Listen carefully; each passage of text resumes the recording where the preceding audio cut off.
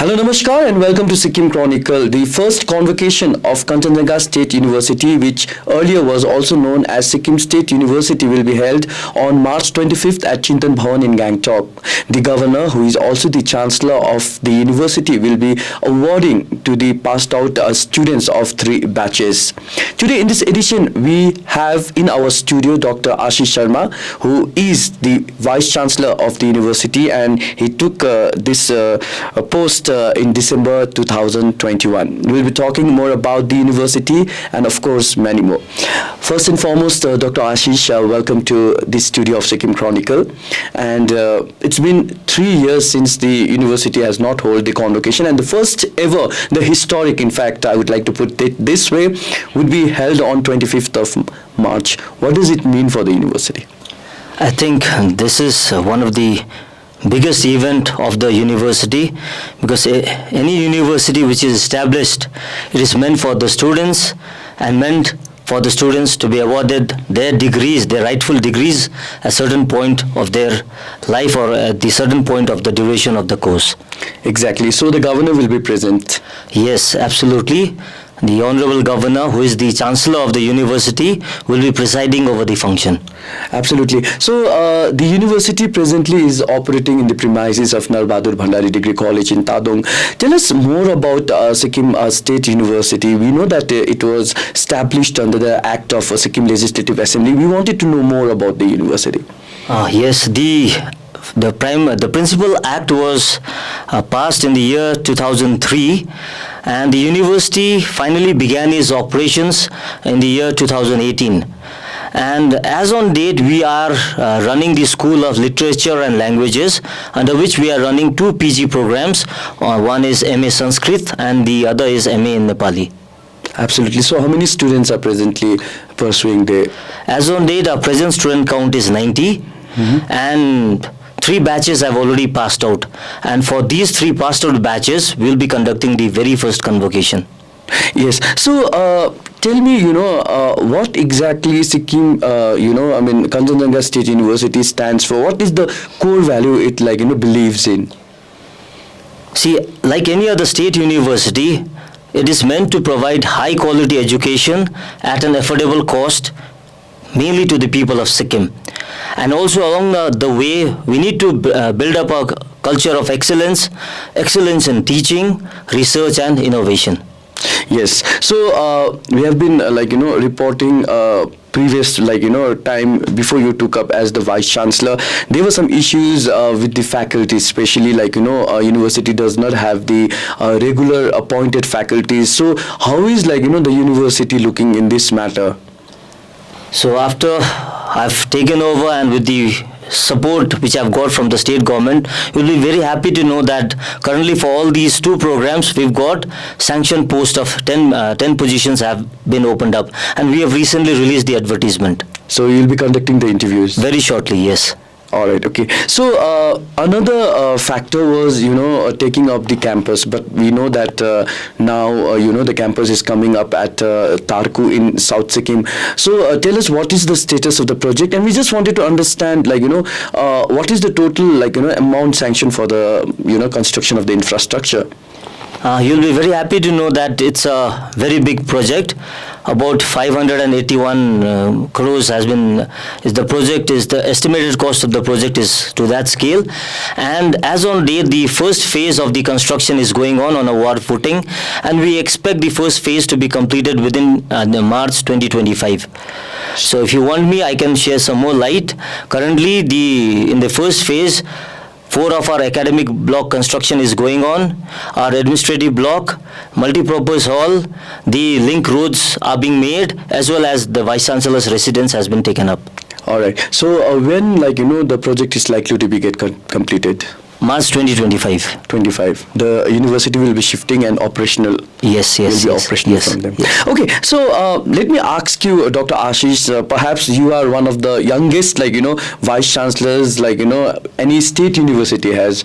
I'm not talking about the private universities. So at this age, taking up the responsibility of heading, such a prestigious institutions, there might be many challenges, for you. What are the basic challenges you face? you are facing, especially like, in operating the university? Before joining as the Vice Chancellor, I was with the Manipal Group. So I've handled positions like Registrar and the Director of the Premier Engineering College of our state, Yes. that is Sikkim Manipal Institute of Technology. So I mean to say that the challenges, I'm well versed with the challenges and what university is supposed to do and what the university is supposed to build upon. So let's talk about the new education policy. There's an expectation that with the implementation of this new policy, the education system in India would be definitely have a paradigm shift. So how your Khanchendzonga State University is working aligned with the NEP?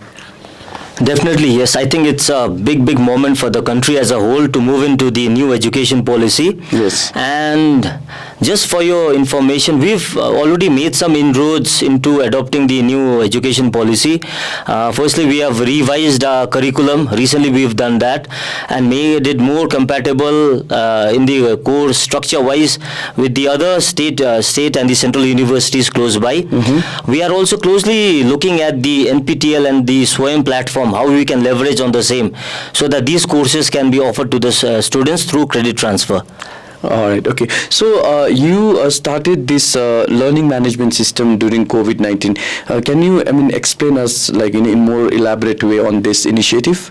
Yeah, it's not a big thing, but like I am being from an engineering background, I believe in the Kaizen effect. That means small increments over a period of time. So this basically what we did was, since the students could not attend the offline classes, so what we ensured that we tied up with a developer to ensure that all the class notes were uploaded to a app-based system. The students could actually access the class notes from their respective residences. So it's a small but I think a notable step, and taking into the COVID precaution, we took that initiative.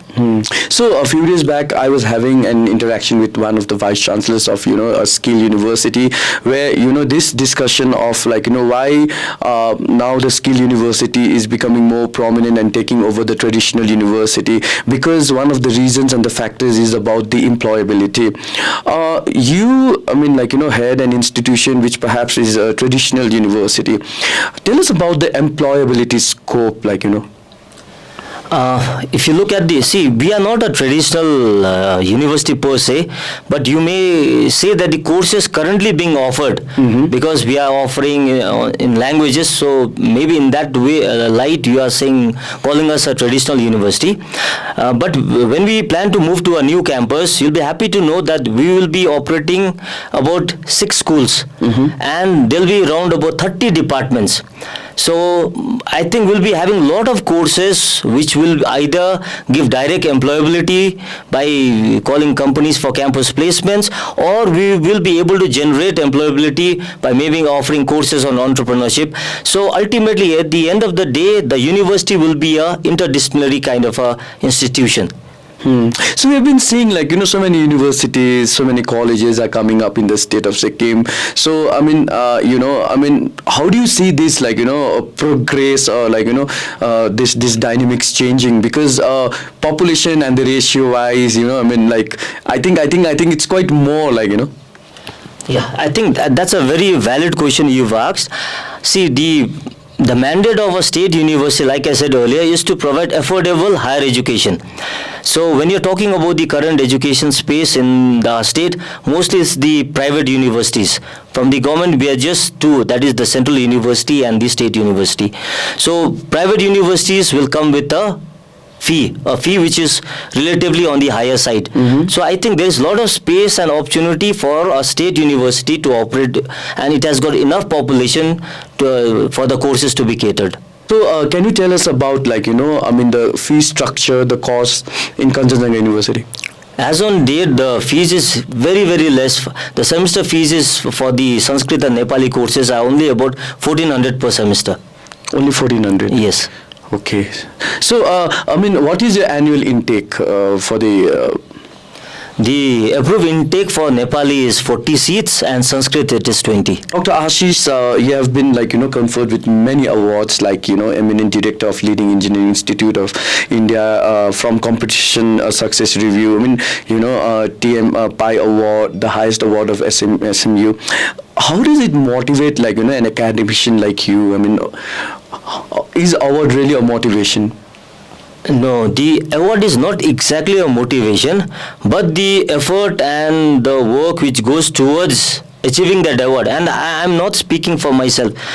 Every award which is bestowed on me is actually due to the team effort. So it's actually the recognition of the team which works with me, not under me. I would not say under me. It's actually the recognition of the team spirit and the very fact that we have a very strong team which has worked with me over the years. So how many faculties presently are in your university? At the moment, like I said, we are running with the guest faculty, but currently we are going to conduct interview for 10 faculty members. Yes. All right. Okay. So it was really interesting talking with you, and my idea and my point of view was to understand what is the core value and the concept which Khanchendzonga University stands for, and what is the way forward exactly. So what is your message to the young generation and the young minds of Sikkim when it comes to Khanchendzonga State University? See, I'll not say it's my university, it's our university. Let's take the pride that we have our own state university and we are going to conduct the very first convocation. It's a historic occasion, and also to the young generation, stay away from drugs, exercise, study well. That's my message. Thank you so much, Dr. Ashish. So that was Dr. Ashish, the Vice Chancellor of Khanchendzonga State University. And let me again reiterate that the first ever convocation of the university is being held on March 25th at Chintan Bhawan in Gangtok. Well, this was our diminutive effort to understand the activity of Khanchendzonga State University. Hope you enjoyed the conversation. If you did so, please don't forget to comment in the comment box below. We'll be coming back with similar interviews in days to come with my colleague Ashish Gurung. This is Nirmal saying goodbye and thanks for watching. Get all the credible news on the go. Download the Sikkim Chronicle app.